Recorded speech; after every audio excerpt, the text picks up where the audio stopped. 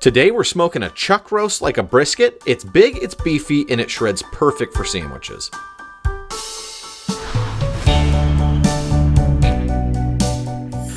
Welcome back, it's Mike C from HLM BBQ. Today we are smoking a 3-pound chuck roast. It's nice because it's a lot smaller than a brisket, so it's more manageable for a small get-together, but it's still very tender when cooked low and slow. Start by patting the outside dry with paper towels. We really want the binder to stick so we can create the thickest bark possible. This process is easiest if you have a metal tray like this one, and you can use it to season, wrap, serve, and store the chuck roast. And there shouldn't be much work to do. Go over the roast and trim off any bits that won't smoke well, and the goal is to get this a thick bark fast, then wrap so we can tenderize. We found that yellow mustard works best, but feel free to use olive oil or hot sauce. Give it a good slather, and don't worry if you don't like the flavor of mustard, it cooks out if you don't like it.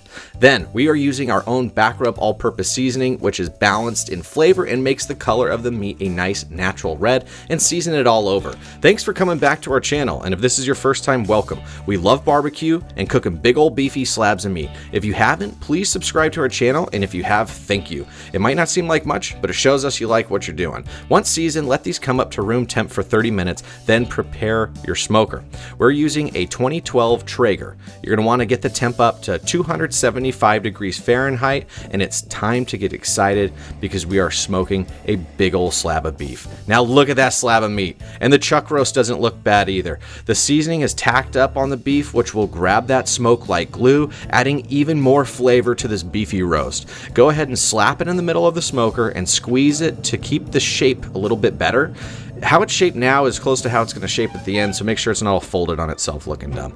And you're going to check this every hour. If at any point it's drying out, give it a spray. Now this was a secret mixture. We asked a few pitmasters in Texas how they get such great bark, and we took the best versions and created the Aggro Crag. It's equal parts water, soy sauce, and apple cider vinegar. Add that to a spray bottle and give it a good mist. Your beef will get that dark, craggy bark you're looking for, and it will add even more umami flavor from the soy sauce. Do you have it? Bark.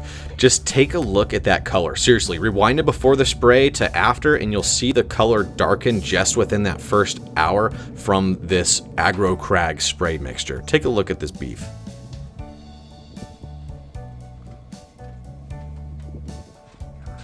Now it's been on for about 3 hours, and the color is looking right and the smell is amazing. Give it another spray with the Aggro Crag and tightly wrap it in 2 sheets of foil, then continue to smoke at 275 degrees for another hour to hour and a half. You could transfer this to your oven right now because you're not going to have any more smoke attached to it. It's up to you.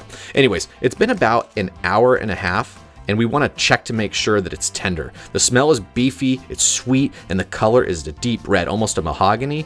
And get your meat probe, poke around, make sure that it's probe tender. It's like sliding a probe into a room temp stick of butter, and the meat should be around 198 to 203 degrees Fahrenheit, and that's what we find works best. Your cut of beef might be done sooner or later, and so you just, anyways, go by feel. Now, I know you're ready to eat, but you have to wait another 30 minutes so the juices can redistribute, but look at it now. Now, you can also keep this foil tray wrapped in a towel for a few hours if you're looking to cook ahead for a party, for instance. All right. Let's break down this piece of beef. At this point, it almost looks like a big old ribeye, except it didn't cost $18 a pound. And the steam is rolling off of it. And I'm wearing these insulated gloves so that you can shred it, but you could also use bear claws if you don't want to wrap your hands up. And we like to separate out the different muscles, as some are better for shredding and others for slicing, and you want to go by feel. And this is a good time to remove any connective tissue so that each bite is perfect and tender. And just look at how this shreds. Honestly, it tastes amazing. There's very little resistance, and it's bending the knee, and you don't have to ask it twice. I chose the most tender pieces to shred, and you can tell if they are tender by giving them a good squeeze, and if it wants to separate and shred on its own, then it's ready to shred. If there's resistance, then slice it up. It's going to be hard to tell, but try slicing against the grain. We like making pencil thick slices for serving like a steak.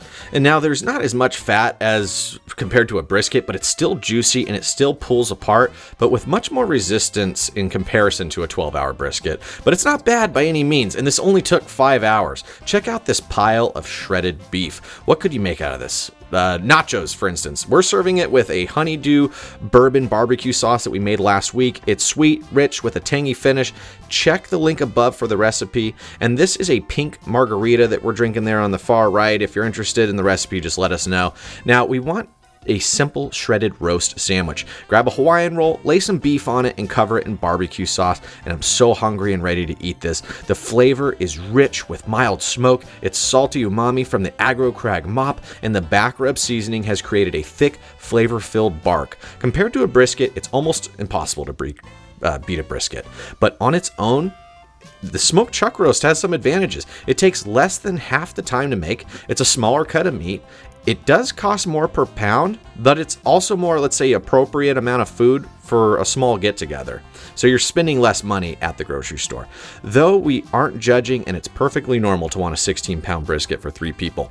Like a brisket, the leftovers are where it's at. Leftover breakfast tacos, barbecue beef sandwiches, Texas Twinkies, add it to ramen, top a baked potato with it, make a quesadilla, add it to fried rice, make mac and cheese. The options are endless and delicious. Next week, we are making an herb-crusted chicken that will blow your mind. Thanks again for showing up today. Now get out and smoke a chuck roast, and we'll see you in 1 week.